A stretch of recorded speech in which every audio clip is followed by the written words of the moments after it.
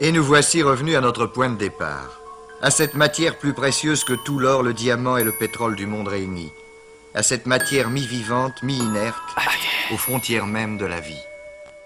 Ce DNA est comme un ingénieur, un architecte. On n'a pas modifié les hommes. Prendre en main la commande génie de son destin.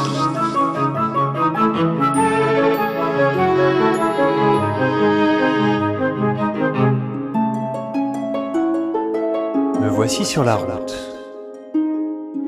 Que nous réserve l'avenir?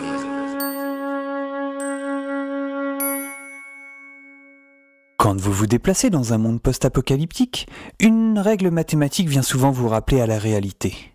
Il existe une loi de proportionnalité entre le chemin parcouru et un danger imminent.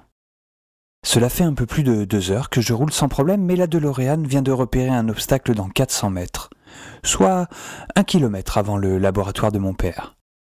Un pont qui passait au-dessus de la magnétoroute s'est effondré, ce qui fait que je vais devoir continuer mon chemin à pied.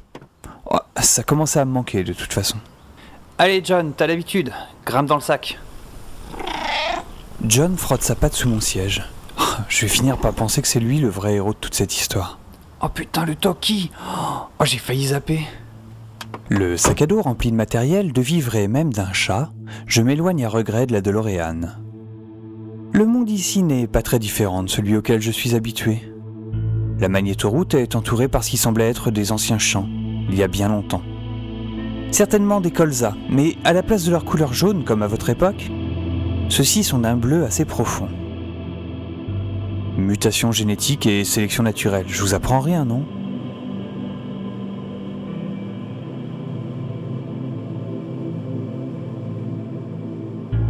Le vent les fait onduler doucement, ce qui donne presque l'impression de voir des vagues sur l'océan.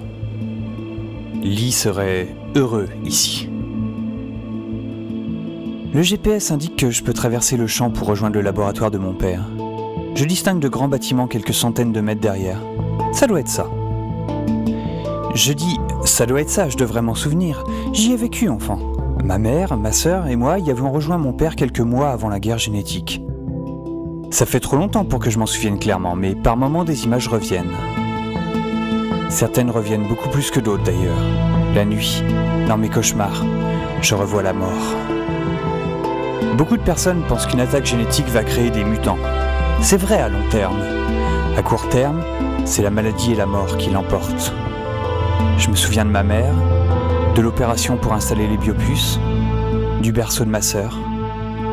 Je me souviens de mon père qui hurlait lors de l'attaque du laboratoire par les derniers survivants. De la panique et de notre fuite. Juste lui et moi. Et 2 autres enfants de 8 ans. Les enfants des collègues de mon père. Un grand braillard et une belle blonde avec des couettes. Dommage que je n'ai pas encore trouvé mon appareil photo à cette époque. Vous auriez adoré Lee et Eva petits. Mon cher Oliver, je t'ai connu moi nostalgique. Allez, concentre-toi et secoue-toi un peu. C'est pas facile d'avancer à travers un champ de colza. Les plans font quasiment ma taille et j'essaye tant bien que mal de me frayer un chemin en fixant dans le ciel une des tours d'un des bâtiments du laboratoire. Mais à force de trop regarder en l'air, on oublie vraiment de faire attention à l'endroit où on met ses pieds. Putain, mais c'est quoi ce truc en plein milieu du... Je sais pas encore exactement ce que c'est, mais c'est en train de se relever, c'est très grand.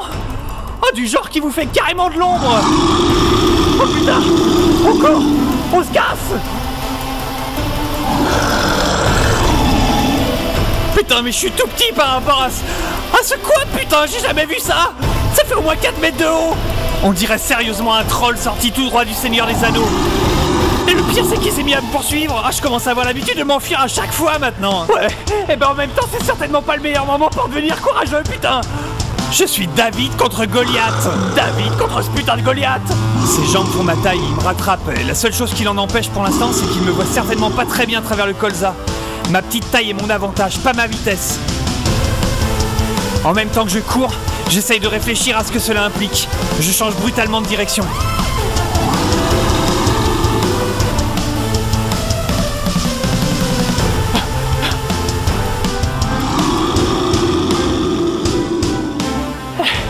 Qu'est-ce que tu dis de ça, mon gros?